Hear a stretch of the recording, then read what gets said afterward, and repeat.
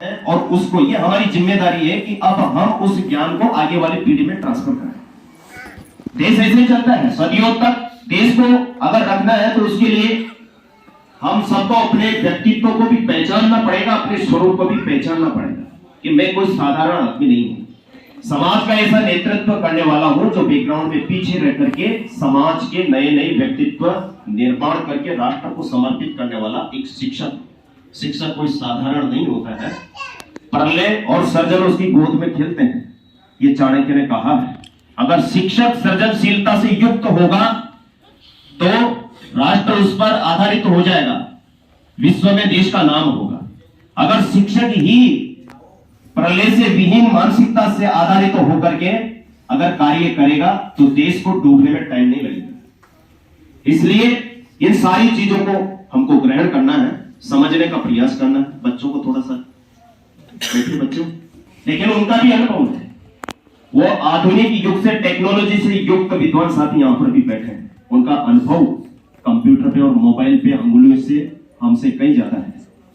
इसलिए ऐसा नहीं समझे कोई किसी में कोई कम नहीं, सब अपने आप में परिपूर्ण है। इसलिए अपने आप को परिपूर्ण मानते हुए हमारे को यह भी रखना है कि हम, सबसे बड़ी बात है कि हमको हर समय कुछ न कुछ सीखते रहना है, अपडेशन होना चाहिए। जैसे साला दर्पण हमेशा अपडेट मांगता है, अद्यतन करने की, उसी तरीके से एक शिक्षक को हमेशा अपडेट होना जरूरी है।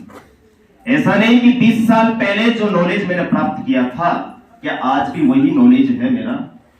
इसलिए हो सकता है बहुत सारे विद्वान साथी है कि कुछ नई टेक्नोलॉजी के हिसाब से परिचित नहीं, थोड़ा सा उनको इस तरीके के सहज स्थिति उनके सामने पैदा हो, सीखने में कठिनाई। फिर भी अगर छात्र मन हमारे अंदर है सीखने का तो वो जरूर सीखते हैं, लेकिन बात थोड़ी सी ध्यान रखनी है। भर्तृहरि जी ने कहा है अपने नीति शतक में, लिखा उन्होंने, यदा किंचिद्योऽहं दीप इव मदान्धः समभवम् तदा सर्वज्ञोऽस्मीत्यभवदवलिप्तं मम मनः। यदा किंचित् बुधजन सकाशादवगतम् तदा मूर्खोऽस्मीति ज्वर इव मदो मे व्यपगतः। यदा किंचिज्ञः अहं द्वीप इव मदान्धः समभवम्। किंचिज्ञ यानी कुछ, यानी जब मैं, भर्तृहरि स्वयं कह रहे हैं, इतने बड़े व्याकरण के बहुत बड़े विद्वान हुए हैं, घर बार सब छोड़ करके अंत में सन्यासी जीवन अपनाया उन्होंने। ऐसा महान ऋषि के समान जिसका अनुभव है जीवन का। 3 शतक लिखे, नीति शतक, वैराग्य शतक और श्रृंगार शतक। पढ़ेंगे तो कुछ नया अनुभव होगा। उन्हीं की एक छोटी सी बात हमको बहुत ध्यान में रखने वाली होती है। यदा किंचिज्ञः, जब मैं कुछ जानने वाला बना, जब कुछ समझने लगा, कुछ अंडरस्टैंडिंग मेरे अंदर आई, तो दीप इव मदान्धः समभवम्, तो मैं हाथी के समान घमंड करने लग गया कि अब तो मेरे को इतना ज्ञान प्राप्त हो गया कि सब कुछ जानने लग गया। इसलिए मेरे यानी इतना कि मैं, मेरे जैसा, जैसे हाथी मदमस्त हो जाता है उसी तरीके से मैं भी अपने ज्ञान में मदमस्त हो जाता हूं। तथा सर्वज्ञः अस्मि इति अभवद्वलिप्तं मम मनः। तब ऐसा लगता है मेरे को कि मैं सर्वज्ञ हूं, सब कुछ जानने वाला हूं। ऐसा मेरा मन हमेशा निरंतर चिंतन करता रहता। आज तो मैंने लेक्चर दे दिया यहाँ पे कि मैं सब कुछ हूं और कोई जानता ही नहीं है, ऐसा भाव मेरे अंदर पैदा होता है। हमेशा 24 घंटे वही सोचता रहता हूं। यदा किंचित किंचित बुध जन सकाशाद अवगत। जब जैसे ही कुछ बुद्धजन यानी बुद्धिमान लोगों के सामने, उनके साथ में संगत करना सीखा। अभी जैसे विद्वान साथी है, पूरा जीवन समर्पित कर दिया। तो यदा किंचित बुद्धजन सकाशाद अवगतम, जब कुछ विद्वान लोगों की संगत में बैठने लगा, तथा मूर्ख अस्मि इति ज्वरः इव मदो मे प्रभव। तब मेरे को ऐसा आभास हुआ, अरे मैं तो बिल्कुल मूर्ख जो जिस ज्ञान को लेकर के मैं अपना घमंड करता था कि मेरे जैसा कुछ नहीं है, मैं सब कुछ जानने वाला हूं, वो जो बुखार चढ़ा हुआ था 1 सेकंड में हो गया। तो बुद्धिमान लोगों के साथ में जीवन में हमेशा हम सर्वज्ञ नहीं है। समय के साथ साथ जैसे जैसे जीवन में आगे बढ़ेंगे, नए नए विद्वान साथी, मतलब आश्चर्य होगा कैसा जीवन जी रहे हैं। तो इसलिए कभी भी अपने ज्ञान पर ऐसा नहीं है कि मेरे को कितना होता ही नहीं। परमेश्वर के अलावा कोई व्यक्ति दुनिया में नहीं है जिसके पास सर्वज्ञ कह सकते हो, उपाधि दे सकते हो। तो हमको अपने आप को इससे बचना चाहिए कि मेरे को जितना जितना सामर्थ्य भगवान ने दिया उतना ही मैं प्राप्त करके अपने बच्चों तक पहुंचाने का प्रयास करता हूं। जिस विद्यालय में, जिस संस्था में हम काम कर रहे हैं, वो संस्था हमारी कैसी होनी चाहिए, हमारे मन में क्या लक्ष्य होना चाहिए कि जिस संस्था में मैं चाहे 5 महीने रुकूं या 2 साल रुकूं या 1 साल रुकूं या जितना भगवान ने अवसर दिया है, उस समय रहते हुए वो संस्था कैसी होनी चाहिए और उस संस्था को ले जाने की जिम्मेदारी किसकी है। या जो मैं संकल्प करके आया हूं, जो चिंतन करके मैंने सोचा कि मेरा विद्यालय, जो सपना देखता था बचपन में, पढ़ा करता था छात्र के रूप में कि मेरा विद्यालय, निबंध लिखा करता था, मेरा विद्यालय कैसा होना चाहिए। जब भगवान ने मेरे को यह अवसर दिया है, एक सेवा का अवसर दिया है, तो मेरा विद्यालय क्या उस परिकल्पना को साकार करने की जिम्मेदारी मेरी कैसी होनी चाहिए। या मैं कुछ नया कर सकता हूं, जो मेरे अंदर जो विचार है उसके अकॉर्डिंग मैं अपने विद्यालय को बना सकता हूं। तो चिंतन करने की जब आवश्यकता होगी, या मैं किस डायरेक्शन में जा रहा हूं, या मेरे विद्यालय का जो विजन है बिल्कुल स्ट्रिक्ट है कि यहां से यहां तक 1 साल के अंदर जो विजन बनाया वहां तक ले जाना है कि नहीं ले जाना है। या जिस व्यक्ति ने, जिस दिन में संस्था में मेरा ज्वाइनिंग हुआ, वहां उस पहले वाले व्यक्तियों ने उस संस्था को जिस स्टेज पे छोड़ के गए, आज मेरे को 2 साल हो गए, तो क्या 2 साल के अंदर वो संस्था 2 कदम पीछे जा चुकी है या आगे जा चुकी है, इसका निर्णय हमारे को करना होगा।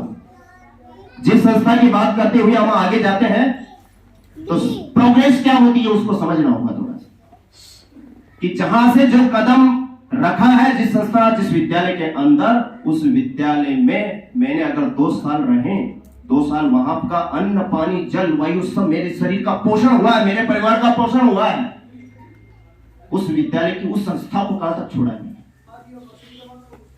भारतीय अंतरिक्ष अनुसंधान संगठन, आप जानते हैं, इसरो प्रारंभिक स्टेज में कैसे थे। जब देश आजाद हुआ उस समय भारतीय अंतरिक्ष के क्षेत्र में भारत का नाम नहीं था। बड़े बड़े विकसित राष्ट्र, लेकिन किसी एक व्यक्ति ने तो चिंतन किया होगा, किसी ने एक बीज तो बोया होगा, उसका नींव का पत्थर को डाला होगा, क्या सोचा होगा उसने कि उसके 70 वो रहे या नहीं रहे, लेकिन 80 साल के बाद उसकी संस्था इसरो कैसा नाम कमाएगी सोचा भी नहीं होगा। तो ये जो है वो विजन रखना है। ऐसे हम अगर यही सोच के रह जाएंगे कि मेरे विद्यालय में संसाधन उपलब्ध नहीं है, अरे इसरो जैसी संस्था को जो आज रिकॉर्ड बनाती है, क्या संसाधन देख रहे हैं, साइकिल पर रॉकेट, शुरुआत करने वाला वो होता है कि स्तंभ खड़े हो जाते हैं, बिल्डिंग ठहर जाती है। लेकिन अगर हम यही देखें कि मेरे विद्यालय में ये नहीं है, वो नहीं है, तो चिंतन करना है, भाई मैं हूं, ये भगवान ने अच्छा अवसर दिया मेरे लिए, जो जितना है आप मेरे को आगे ले जाना है। तो संस्था की जिम्मेदारी क्या होगी। क्या बैलगाड़ी का सपना देखा था, कहां पर लेकर जाते थे सैटेलाइट, कहां छोड़ा करते थे, कहां किस तरीके का लॉन्च व्हीकल तैयार करना है, और आज क्या है, एक परंपरा बनी है। जिस व्यक्ति ने भी काम किया, 24 घंटे चिंतन किया इसरो का, वैज्ञानिक ऐसे ही नहीं बनते, पूरा जीवन परिवार खो देना होता है। तो सपना देखना बहुत आसान होता है, लेकिन उसको करना, जीवन में उतारना। मैं चिंतन कर सकता हूं, सोच सकता हूं कि मेरा विद्यालय ऐसा होना चाहिए, ऐसी संस्था बननी चाहिए, लेकिन बैकग्राउंड पे जाकर के खून पसीना एक करना पड़ेगा, चिंतन सर्वत्र एक करना पड़ेगा। जब 6 घंटे अगर विद्यालय में रहता हूं तो 6 घंटे विद्यालय के हैं, मेरे नहीं, अपने आप के नहीं है, परिवार के नहीं है। जिस संस्था की वजह से परिवार पीछे चलता है, उस संस्था के लिए 6 घंटे पूरी ईमानदारी से काम करना हमको आना चाहिए। 1963 और 2022, अभी 2024 में चंद्रमा तक पहुंच चुके हैं। चंद्रमा के दक्षिण ध्रुव पर यान उतार दिया है। क्यों? सफलताएं असफलताएं होती है, कभी विफल भी होते हैं, लेकिन ऐसी विफलताओं के पीछे हमको क्यों, ये सारी बातों को मद्देनजर रखते हुए कि हमारी संस्था की कैसी प्रोग्रेस। जानते हो चेहरे, इसरो के संस्थापक विक्रम साराभाई क्या है, क्या विजन था, क्या दूरदृष्टि रखी हो। कि देश आने वाले 100 वर्षों में कहां तक जाना चाहिए।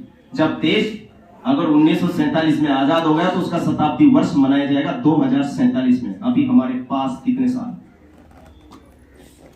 25 साल का विजन है हमारे साथ। हाँ, और 25 साल में देश को कैसे किस ऊंचाई पर पहुंचाना है, कैसा स्तंभ करना है, वो कहां से होकर के गुजरेगा। इसरो कहां से जाएगा, उसमें काम करने वाले वैज्ञानिक कहां से होकर के जाते हैं, छोटी सी सूक्ष्म दृष्टि से सोच लेना। वो विद्यार्थी हमें से होकर के जाते हैं।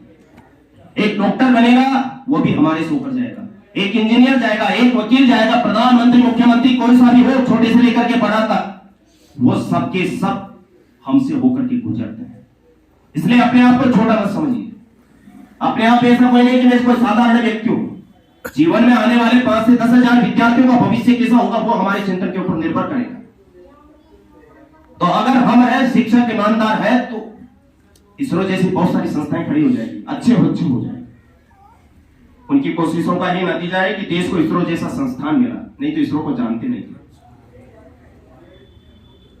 तो ये सारे इस तरीके के समर्पण, मतलब ऐसे ऐसे व्यक्तित्व नजर आएंगे हमारे जीवन में कि हम क्या करें। मैं आप लोगों को इस वजह से नमन करता हूं, प्रणाम करता हूं, क्योंकि आप उस दीपक के समान हैं। एक दीपावली का जो दीपक होता है उस दीपक से पड़ोस में दीपक जलाते हैं, सैकड़ों दीपक जल उठते हैं। आपके एक व्यक्ति के निर्माण से हजारों बच्चे तैयार होते हैं, और वो हजारों बच्चे ऐसे स्टील कंक्रीट की तरह मजबूत होने चाहिए, हर परिस्थिति से लड़ने वाले, कि वो एक बच्चा आगे जाकर के हजारों बच्चों को तैयार करे।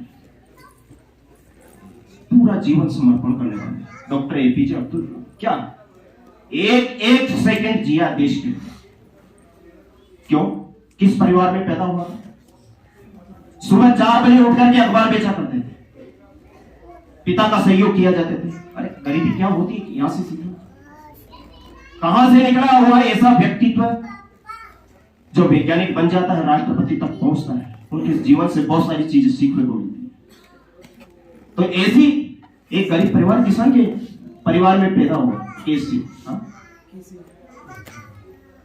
दूसरे प्रयास में वहां पर पहुंचे। अंतरिक्ष के बड़े बड़े जो व्हीकल्स हैं तैयार करने वाले, रॉकेट का निर्माण करने वाले, हाँ एक साधारण कैसा जीवन है, लेकिन संस्था के प्रति तरह समर्पित अमृत छात्र के परिवार को भी छोड़ देते हैं। परिवार एक होता है, एक बच्चा होता है, 2 पुत्र होते हैं, लेकिन जिस विद्यालय में पढ़ा रहे हैं वहां पे 500 बच्चे बैठते हैं, 100 बच्चे बैठते हैं। उनकी जिम्मेदारी किसकी है? जिस समाज के लिए हम काम कर रहे हैं वो कोई सामान्य नहीं है।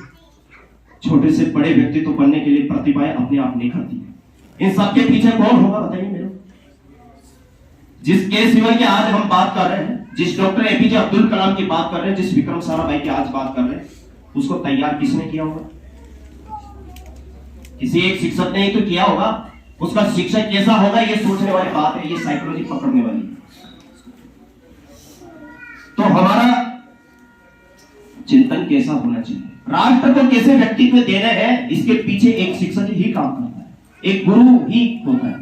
वो गुरु भी धन्य हो गए होंगे जो ऐसा व्यक्तित्व तैयार करके राष्ट्र को समर्पित कर, कि मेरा जैसा हमारा जीवन कैसा हो। हाँ, ये सारी बातें क्यों? रितु करिधान श्रीवास्तव मंगलयान की मिशन डायरेक्टर रही है, एक महिला होती। हम सोचते हैं कि हम बिल्कुल साधारण क्या करेंगे क्या नहीं करेंगे। अरे भाई सोचिए कैसा है, चेहरों को देखिए, जो बैकग्राउंड में होकर के काम करते हैं, पर्दे के पीछे नजर नहीं आते।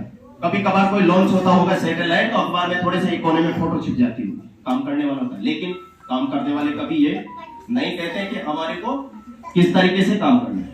वो हमेशा निरंतर अपने पथ पर आगे बढ़ते रहते हैं। अभी का चेहरा जानते हो, सोमनाथ चंद्रमा पर उतार, हाँ, और चंद्रयान को उतारने से पहले ये चैलेंज कर दिया था कि चाहे कुछ भी हो गए, जिस दिन हम फेल हो गए होंगे, लेकिन अब इस तरीके से तैयारी करनी है कि दोबारा मतलब कैसी भी स्थिति हो, चाहे कुछ भी हो जाए, लेकिन यान चंद्रमा पे उतरेगा। इस तरीके से डिजाइन किया है। क्यों भाई? असफलता एक बार होगी, लेकिन देश का पूरा भरोसा था, पूरी जिम्मेदारी उनके ऊपर थी कि देश पूरा क्या सोच रहा होगा कि चंद्रयान देश में एक इतिहास बनाना है। किस तरीके की एनर्जी और किस तरीके का सामर्थ्य है चिंतन में। हमारा जैसा ये किसी की स्कूल में पढ़ा हो, लेकिन फिर भी क्या उसके पीछे किसका हाथ होगा, उसके जैसे गुरुजनों ने किस तरीके का मोटिवेशन दिया होगा एक विद्यार्थी कि तेरे को आगे कैसे बढ़ना है, तब जाकर इतिहास की रचनाएं होती है। इससे बहुत सारी चीजें सीखने को मिलती हैं कि जिस संस्था को उत्तरोत्तर वृद्धि मिलती गई, जिसके ऊपर जिम्मेदारी होती है, उसको बड़े लोग सपोर्ट करते हैं, आगे बढ़ी, एक सहयोग करते हैं, एक टीम भावना। जब तक हमारे विद्यालय में टीम नहीं है तो मेरा अपना दायित्व क्या बन सकता है कि मैं कुछ नहीं अपनी टीम के लिए क्या कर सकता हूं, एकजुट होकर के कैसे काम कर सकता हूं। अगर 5 शिक्षक हैं किसी विद्यालय में, चाहे 2 ही है, लेकिन दोनों विद्यालय के विजन के लिए एकजुट है नहीं है। जब विद्यालय का अगर कोई संकल्प होता है कि विद्यालय को यह काम करवाना, इस तरीके के कुछ भी छोटा से छोटा कार्य, तो हम एकजुट हो पाते हैं क्या? नहीं है। बहुत सारे विद्यालय अच्छे संचालित होते हैं, वहां की यही कारण है कि वहां की टीम भावना है। अकेला चना भार नहीं फोड़ सकता है, किसी प्रिंसिपल और एचएम के आदेश निकालने से काम नहीं होता। हमारी क्या व्यक्तिगत जिम्मेदारी क्या है, जिस संस्था में मैं आया हूं उसके लिए क्या है, कितना बड़ा योगदान करके जाना है मेरे। तो टीम भावना से नजरिया है, बड़े लोगों को, छोटे लोग जो आए, नए साथी आए, उनको सपोर्ट करते, भाई साथ में मिलकर के काम करते हैं। अगर मैं बड़ा हूं, मेरा सेवा अनुभव ज्यादा है, तो चलिए उठो, 1 कदम मैं बढ़ता हूं, 2 कदम तुम बढ़ो, बराबर सहयोग करेंगे। सबके पीछे एक गुरु का हाथ होता है, कैसी जिम्मेदारी निभानी होगी। हम जिन बच्चों के लिए प्रयासरत रहते हैं वो बच्चे साधारण नहीं है, वो व्यक्तित्व के धनी है, 15 से 20 साल बाद राष्ट्र का नेतृत्व करने वाले बनते हैं। जिन गुरुजनों ने हमारे ऊपर ऋषि ऋण चढ़ाया है, जिनसे पढ़कर के आज जिस सेवा में हम बैठे हैं, उनका ऋण कब उतरेगा? उस ज्ञान का ऋण से ऊर्ण कब होगा? जब हम अपने बच्चों को अपने जैसा तैयार करके देते हैं। अपने लिए नहीं है, व्यक्तिगत जिम्मेदारी नहीं है, ये समाज की जिम्मेदारी दी है भगवान ने, और ये कोई साधारण जिम्मेदारी नहीं है। इसके पीछे बिल्कुल सोचना पड़ेगा, आड़ी करना पड़ेगा। और बच्चे भगवान का रूप होते हैं, कब समझेंगे? भगवान कहीं मंदिरों में बैठे हैं या मस्जिदों में बैठे हैं या गुरुद्वारे में बैठे हैं या कहां पर है, बताइए। जिस भगवान की पूजा के लिए है कि अमित शाह पे कोई माला जप रहा, कोई भजन कर रहा, बिल्कुल करिए, मैं उसका विरोधी नहीं हूं, और मेरे अंदर बिल्कुल अड़े आस्था है, ईश्वर में इतना दृढ़ विश्वास है कि वो कण कण में विराजमान, इस दीवार में भी है, यहां भी है, आपके अंदर भी है, बच्चे के अंदर भी है। ईशावास्यम इदं सर्वम यत् किंच जगत्याम जगत, यानी सृष्टि में जो हमको दिखाई दे रहा है या नहीं भी दिखाई दे रहा, उस सब में भगवान का रूप है। तो वो बच्चा बैठा हुआ है जो गरीब परिवार से आया, उसके अंदर भी भगवान है, और भगवान की सेवा की जाती है, उसको आदेशित नहीं किया जाता है। न जाने भगवान किस रूप में आ जाए। राम और लक्ष्मण महर्षि वशिष्ठ के आश्रम में कैसे एक गुरु धन्य हो गया, भगवान शिव पधार है, शिष्य बन गया।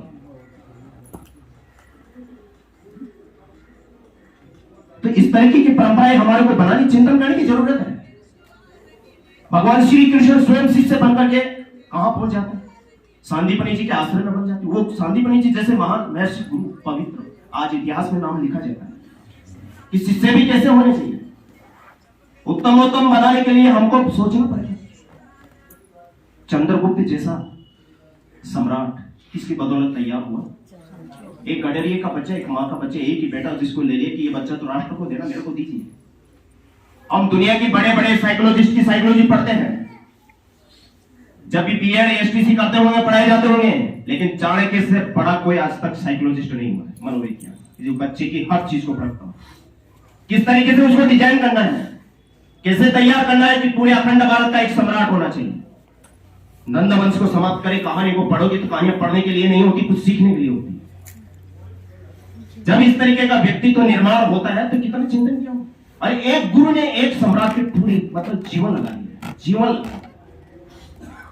क्यों? क्या दृष्टि नहीं होगी उसकी? तो ऐसे विषयों को समझने के लिए जिस स्वामी विवेकानंद जी की आज हम चर्चा करते हैं, कौन था पीछे? सामान्य सा जीवन। और हम सोचते हैं कि भाई कोई शिक्षा का कोई बड़ा व्यक्ति तो नहीं। देखो ना, रामकृष्ण परमहंस जैसे गुरु एक साधारण बिल्कुल तपस्वी, और शिक्षक एक तपस्वी की तरह होना चाहिए, तभी आपका व्यक्तित्व अगले बच्चे में उतर पाएगा। अगर हम ये सोच रहे हैं कि कोई बॉलीवुड या हॉलीवुड का कोई मैं बड़ा स्टार हूं, मेरे को लोग पूजे, नहीं, पूजने की आवश्यकता नहीं। अगर जीवन में 2 बड़े अच्छे अगर व्यक्तित्व देकर के राष्ट्र को भी दुनिया से चले गए ना, तो वो भी जीवन धन्य हो जाएगा। दुनिया में नाम कमाया, ओजस्वी बनाया, इसके पीछे क्या है? ये सारी की सारी सोच शिवाजी महाराज, रामदास जी से गुरु है। हाँ, कैसे तैयार किया, कैसे तैयार, मतलब अकेला लड़ पड़ा, सिंह जैसे बच्चे तैयार करना। हाँ, तो ये सारी की बातें हैं कि ये हम कोई साधारण नहीं है। अखबार में पढ़ना ये नहीं है, जीवन को समझना पड़ेगा। जिस प्रोफेशन में हम आए वो कोई साधारण प्रोफेशन नहीं है।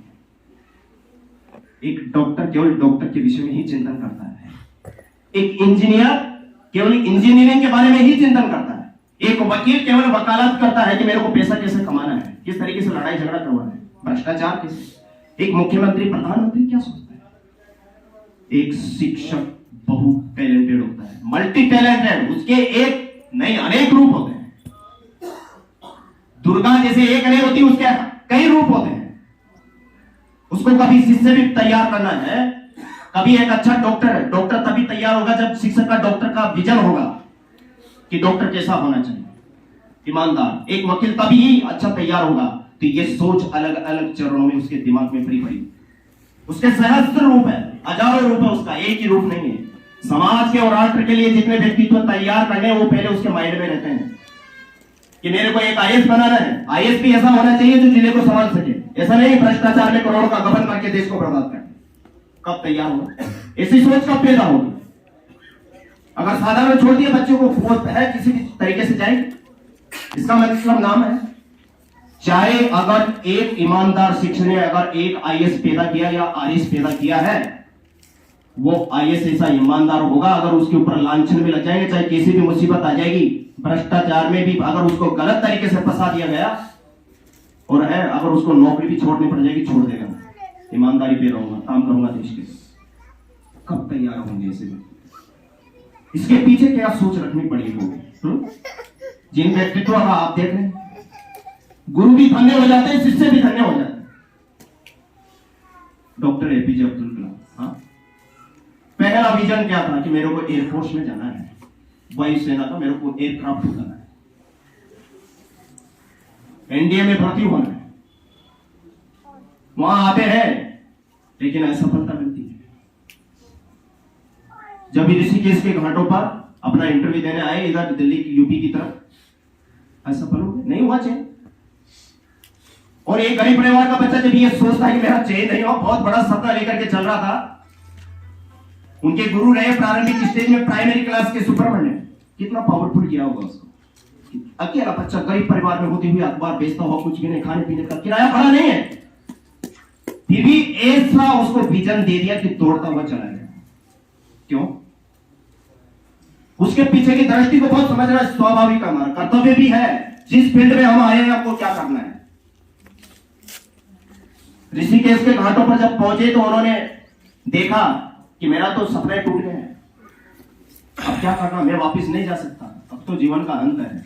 गंगा जैसी पवित्र नदी में अगर मर करके भी प्रवाहित हो जाऊंगा तो धन्य हो जाएगा जीवन।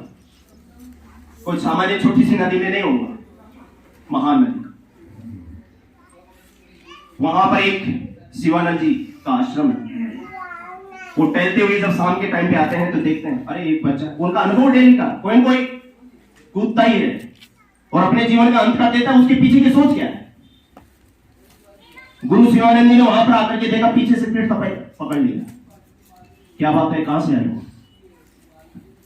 दक्षिण से आया हूं और इस तरीके की परीक्षा देने आया था, असफल हो गया, जीवन का कुछ नहीं, मैं तो क्या करूंगा, चलिए आश्रम चलो। एक क्या होता है, एक क्या सीखने वाली है, हाँ? एक गुरु के अंदर क्या कि बच्चा किस तरीके से जा रहा, हमको कैसे करें। आश्रम लेंगे, पहले भोजन कीजिए, बाद में बताना जो भी विषय।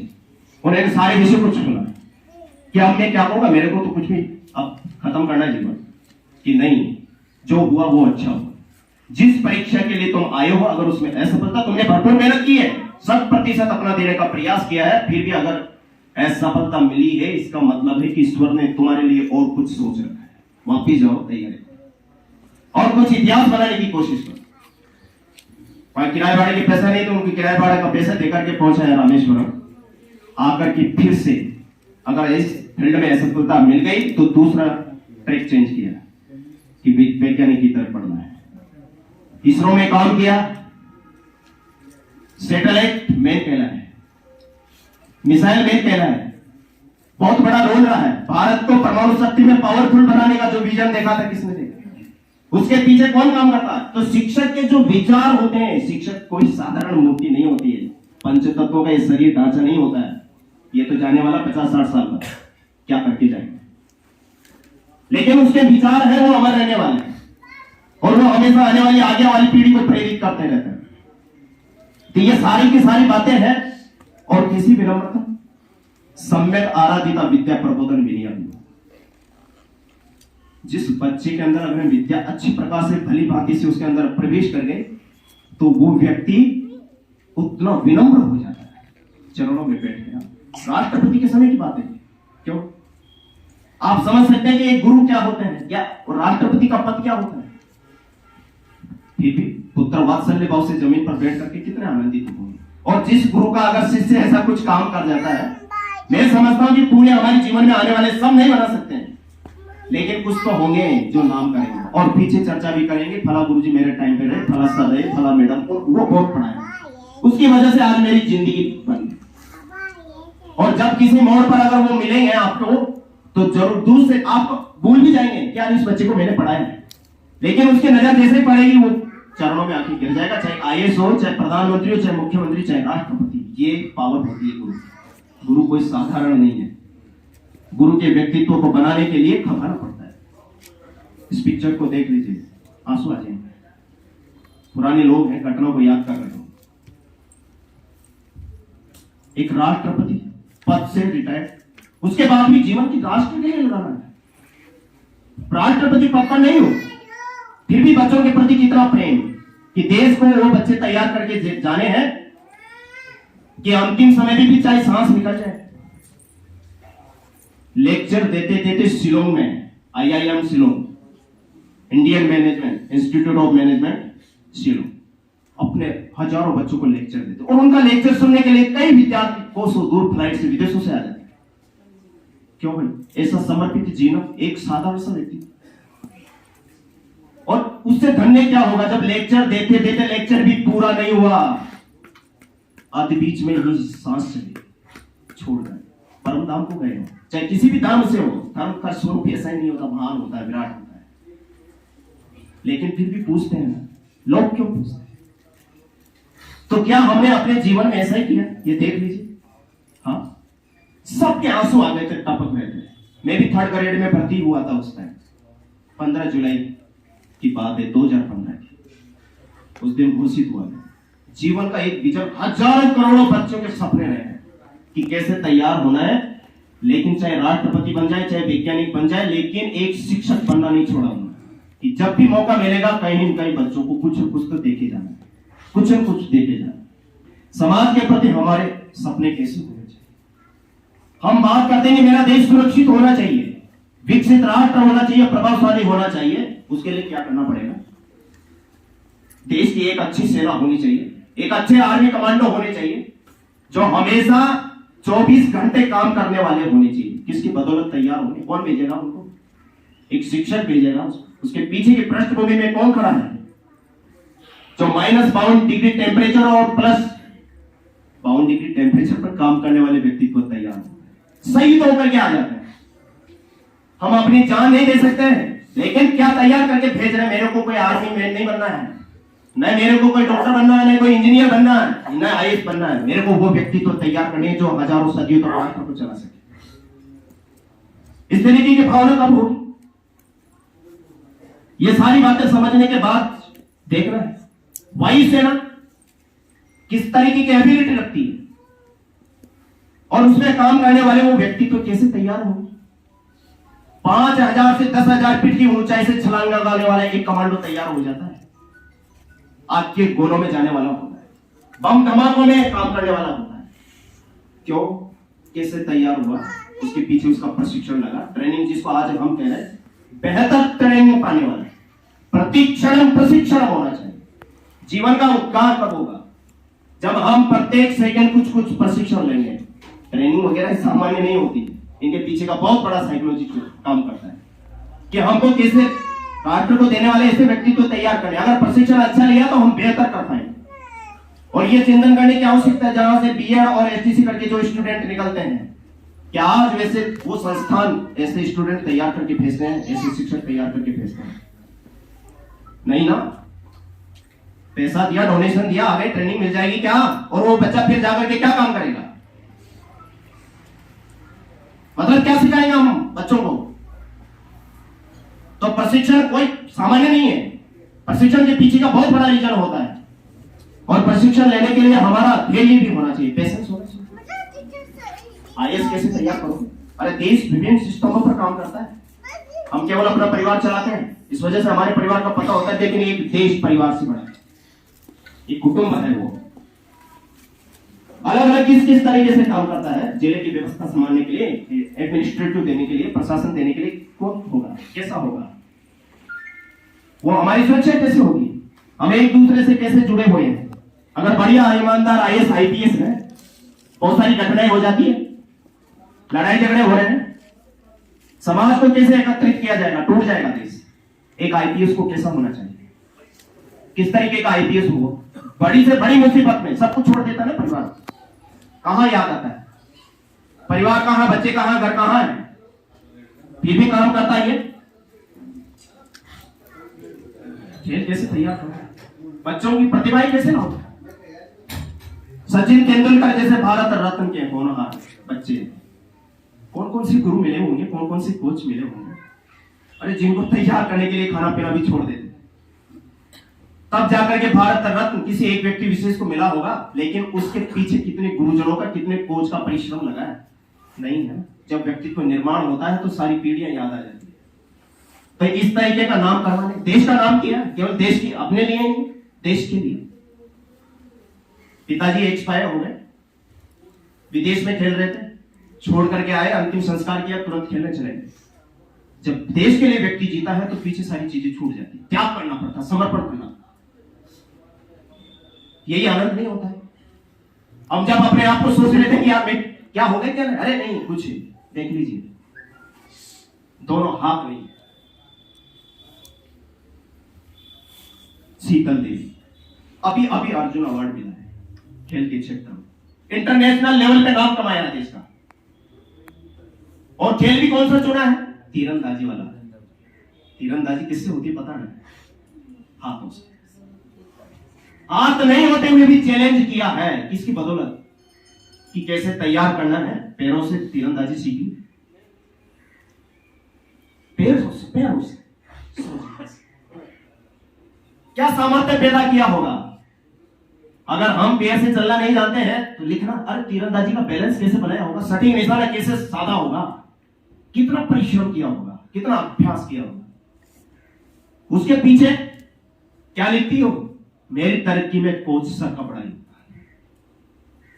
अपने जो परिश्रम, अपने गोल्ड मेडल किसको समर्पित किया? एक शिक्षक को, एक गुरु को, जो पीछे लगा ऐसा तैयार किया उसको।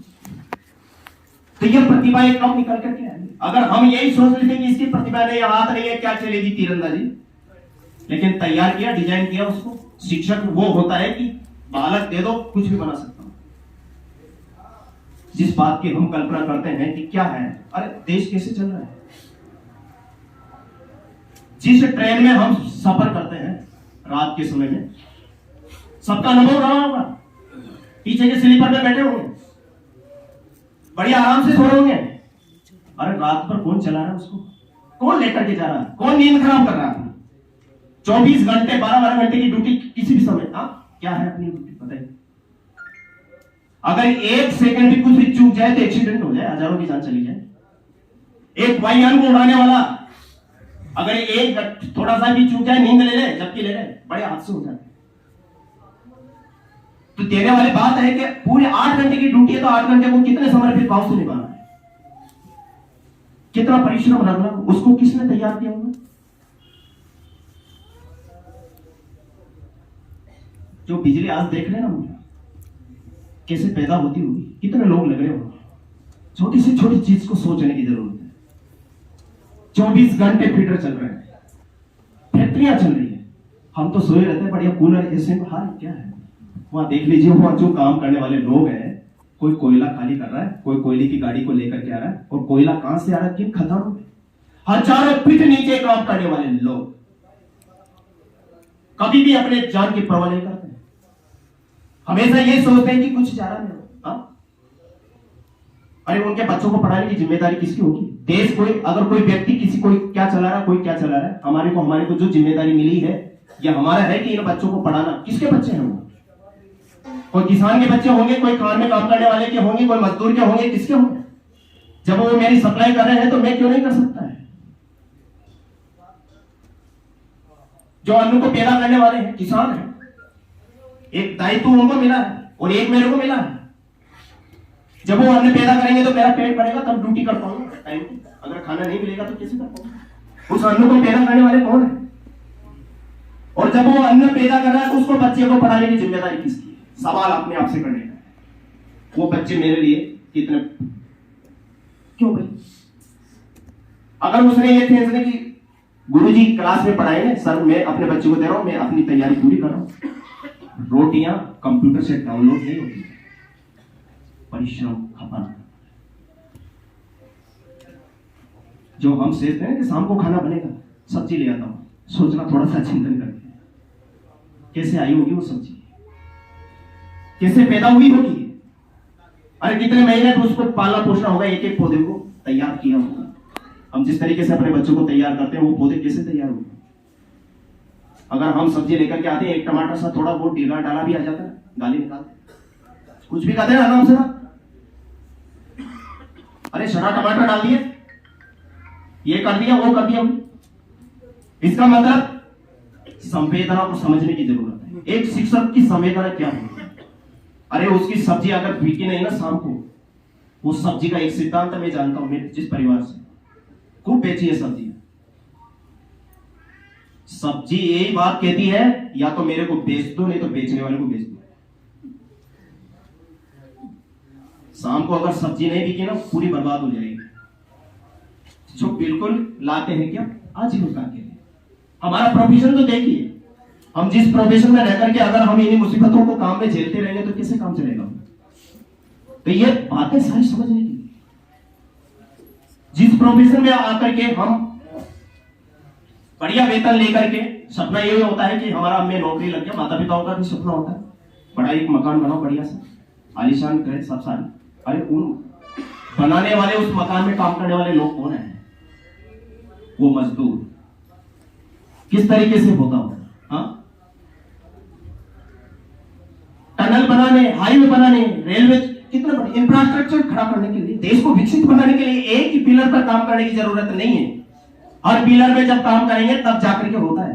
दीपावली का माहौल देखा होगा ना, सांसें अटक गई, कितने दिन में बाहर निकले थे, भूल जाते हैं सब, काम काम करते हैं भाई। और हम किस जगह पर बैठ करके काम करें, इस बात का अनुसार एक महसूस होना चाहिए। कोयले की खदानों में काम करने वाले जब बिजली बन के आती है हर तरीके से, अरे अपने जो वस्त्र धारण करने, एक शर्ट को उठा के देख लेना, हमने तो दे दिए पैसे, लेकिन बनता कैसे? कहां बना होगा? कितने लोगों ने काम किया होगा? जो बिजली वहां लगी होगी, वो बिजली को बनाने वाले लोग कौन कौन से होंगे? कहां से कोयला आया होगा? कितने मजदूर लगे होंगे? कितना परिश्रम लगा होगा? जब जाकर एक अच्छी सी शर्ट 500 रुपए देकर के पहन रहे हैं। क्या परिश्रम की वैल्यू क्या होती है? ये सारी बातें देख लीजिए। काम करने वाले लोग, बच्चे फिर तो वहां, क्योंकि जो उसको जो ड्यूटी मिली है ईमानदारी से करते, ईमानदारी से। हमारे बच्चे ऐसे हो जाएंगे क्या?